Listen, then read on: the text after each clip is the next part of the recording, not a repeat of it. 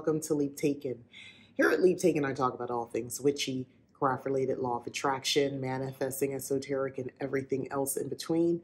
And today, I want to talk about a subject that I've kind of definitely had discussions about, but it's been attached probably to other topics, and that is you are minimizing your magic. What I'm going to discuss is what I've actually have experienced or what I've helped others experience. Number one, we're going to jump right into it. The first thing is not believing. It seems simple, but I wouldn't even say people who are newer to this, life can be difficult the longer you are living life on this planet and having your human experience or trying to practice magic and tap into what is actually very natural and what we all technically possess and what some of us call living magically or practicing witchcraft. But tapping into your inner magic, your ability to tap into psychic connection, your ability to manifest. Sometimes, even though we say we're aware and we've had years under our belt, so to speak, of saying, we've been doing this witchcraft thing for so long, even with that, some of us will not believe. And it gets specific. You don't believe when it comes to something big. You want to be in a relationship. You want to be married, but you're 55. And it hasn't happened so far, and you've become this wild woman in your witchcraft, and you're accepting of all these things, and you've been able to manifest so much in your life. But when it comes to something like that, or maybe it's not a guy or a girl, maybe it's to buy a house, you're looking around like, well, I only make this much, and the houses where I live cost this much, and I just don't see how I'm going to close that gap. That energy that you're coming in with, you see what I'm saying? Because you feel like there's already innate obstacles, challenges to your personal situation. Yeah, you can believe that you can manifest money. You can believe in your healing capabilities. You can believe that you can protect you and the people that you love, and you honestly believe it and you've put it into practice. But this thing here, wanting to manifest an actual life partner, wanting to manifest the purchase of a home or something you, with your human experience, see limitations on, that's how you mess it up. So we'd have to go into a little bit of shadow work. We have to do more work. You can do it once you cast the spell to kind of help shield you from doing the damage to the energy you've already created. I would suggest that you start with the pre-spell work of just kind of starting to visualize and start to see this thing that you say you want. Try to envision it. Try to write about it. Try to find imagery that represent it. If you are coming up every time you do, let's say you do the exercise, you're able to write about it, but there's part of you feels like, oh, I wish this could happen, but I don't know. Like you're kind of like resolute in your indecisiveness about, or your inability to want to truly believe this is possible for you. You got to fix that. And I say shadow work because you got to get into the whys. Why don't you think, oh, because it hasn't happened yet? Well, there are a lot of things that hadn't happened to people, and then they did, that forever changed their life. So why can't you be that person? Why can't you be part of the people that I'm talking about? Why not you? Why do you think that's not in the cards for you? Do you deep down maybe don't want these things, but you think you're supposed to want these things? That's something I had to learn and work through my own personal shadow work. I thought I wanted quite a few things, and I realized that if I could go back to my past self, I would tell them, you don't really want this. You're going by what you think qualifies as being a success, as qualifying as having your stuff together. And this does not make, first of all, you don't give a shit about what people are thinking and saying about you, because in the end, it doesn't matter. They're not really for you anyway. You will find some people down the road that are really for you, support you, and really love you as is, all your crazy, all your whimsicalness, all your paranoia, all of that. They're really going to like you. And the people you think you're trying to prove something to, really don't care. They will never really care. So you're wasting energy when you could just live differently. They're going to talk about you anyway. That's what I would say. But right now, I haven't broken through to the past. I have set myself to heal, which was a circular moment. Speaking of shadow work, I have sent, using Reiki, healing forgiveness to younger Mika to resolve issues in my present, but from trauma that happened to me in my very long ago past. And that has worked. That has been beneficial. That's something I've been doing for myself. But I needed to understand the root of where things were coming from with me.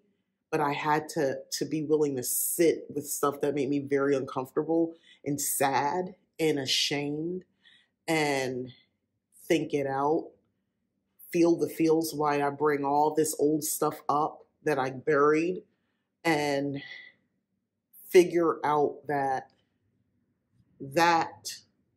which was not my fault led to this, which led to this, and then it manifests in this whole other way in my life, and like trying to just like see that full line of, you know, what has happened and getting to the root and then addressing that. And for me, addressing it, when I say shadow work, sometimes I think people talk about like just, you know, you answering the hard questions, and that could be you sitting down, actually writing it out, which I suggest, or just having a good think and just kind of sitting. You need time and just feeling it. I like, that's like an active experience for me where I'm literally processing it. If you want to write it down, you can make a quick video just for yourself, expressing it in case it's something you need to come back to, just in case you want to make sure, you know, for the full picture moment. But yeah, doing that will help resolve the why you don't believe, especially on those bigger things like manifesting people in your life, a child, you know, that sort of stuff. Big ticket items, a house, you know, very expensive, like type vacation, or retiring, you know, or not working, starting a business, that sort of stuff. I've had to circle back to my own ideas on this topic, because those little nasty voices will come in, and I'm like, wait, where's that coming from? And it's like, all right, let's come back, let's talk, in my head, let's have a conversation. We need to talk about this. Higher self, lower vibrating self. We all need to come to a meeting of the minds. But anyway, so that's number one. But that's deep, and that's a big one. Actually, that's probably one of the most important things is stopping the disbelief. Number two, what's messing your magic up, why you're not living the magical lifestyle that you want, is because you don't do anything. You practice, you're a pagan. You're a occultist, you're a spiritualist. You read books, you research, you have grimoires, you have Book of Shadows, you have all this wonderful artwork, but you don't do anything. You consume these items. You purchase these items. You don't create. And when I mean create, it's not for sale. Like, you don't give birth to something. You don't do this actual spells. You don't, even a ritual is taking this energy and giving it direction, giving it a life of its own. You're not doing those things because you're just consuming. At some point, you have to do the practice of practicing witchcraft and not just the research. And I have another idea.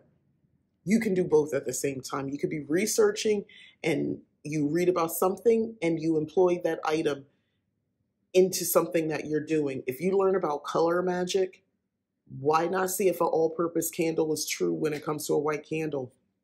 Use it. Do a simple spell. It's all white candle. See if it'll work the same way, like, you know, you've been reading about. Put it to practice. Experiment. Do different spells and experiment. Keep a log to see if it's manifesting, if it's working, if your spell results line up. what you don't want to do is nothing. You just don't, I mean, there are stretches of time where I may not be actively doing some sort of spell or something like that, but I'm still doing a ritual. I'm still doing ritual work. I'm still interpreting dreams. I'm still pulling cards.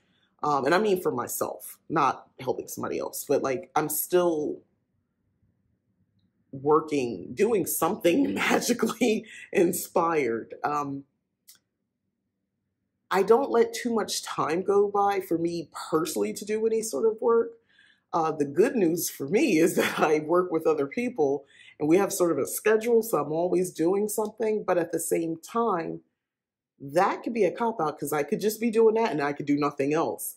And I have to be careful for myself of not landing in that trap of only doing stuff that's required, which transitions into the number three problem is that, so if you are doing spells, but if you are someone who works with a coven or you have your own channel, YouTube, or you're on Instagram or TikTok, but you only seem to be doing magic as it relates for your content or only within the confines of your coven, but you don't have the kind of strict coven where you can do magic outside of that. Like, you know what I mean? Like some covens are made that way where the only magic you can do is with the coven.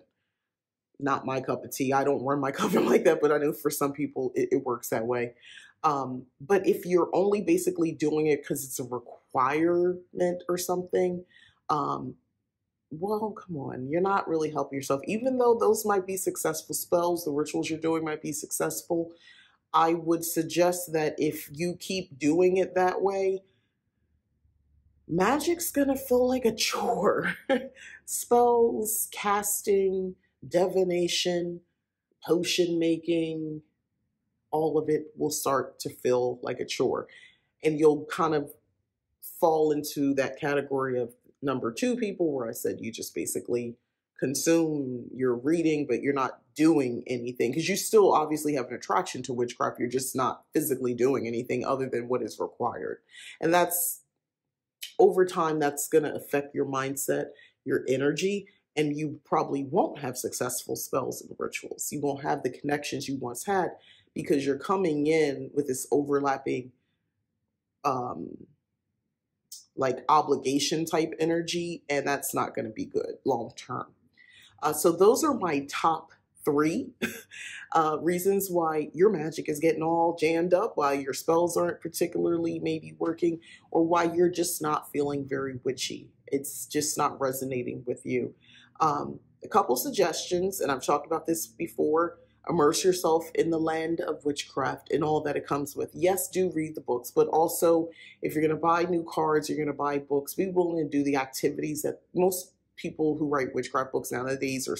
There's usually a ritual spell or at least some journal prompts. Answer the questions, do the practice material. It helps. So be very choosy about what you pick because, not all books are relevant to your situation and to how you maybe want to practice. So be diligent about how you find a book or something that you want to look into next after watching this video, if you fit any 1 through 3. The other thing is make a magical lifestyle a lifestyle, meaning believe every day that magic is in the air, magic is afoot, it's possible. Nothing is by chance or coincidence. Okay? Start to wake up with that on your mind, like that's your thought process. Pull a card, use runes, use your charm boards. If not in the beginning of the day, but some of us, our lifestyle is hectic, or not everybody has the same routine every day. I know I don't. So maybe by the end of the night, because usually one thing you have is like by the end of the evening, you start to do certain routines, right? You eventually work your way into your bedroom. We all got our thing, right? So maybe as part of that, you keep a deck by your bedside and do a quick shuffle. It don't have to be a large thing. Maybe you don't even write this down. It might just be in a moment. Just pull one card, that sort of stuff. And kind of, it could be like, it could be for tomorrow. What's the energy tomorrow? What should I embody? Or What should I be on the lookout for? What should I be whatever you want to ask. And it might change up every day. Or, should I know something about tomorrow? And just ask and pull one card. You can also, the end of the night, like to sum up my day, lessons learned or I should focus, what should I be taking from today's experience or whatever. Even if you sat in the house all day, just pull a card. But the point is, it gets you going into this living, this magic, right? The other thing is enchant everything, your morning coffee, your tea. See your shower, your cleaning, your bathing as a spiritual opportunity where you're not just physically cleaning off whatever happened throughout the day, you're also spiritually, essence wise, getting rid of things. So enchant your bath products, that sort of stuff. And wear amulets, wear pieces of jewelry that you've enchanted for protection or attraction. And, touch them, believe them, feel the magic in those things just throughout your day. And your wedding ring and things like that, like the union that you have. This is a great time if you want to work on just gratitude, on having somebody in your life that you're really connected to and loving that relationship, and just touching the ring and having those thoughts and sort of that symbolic ring of your union.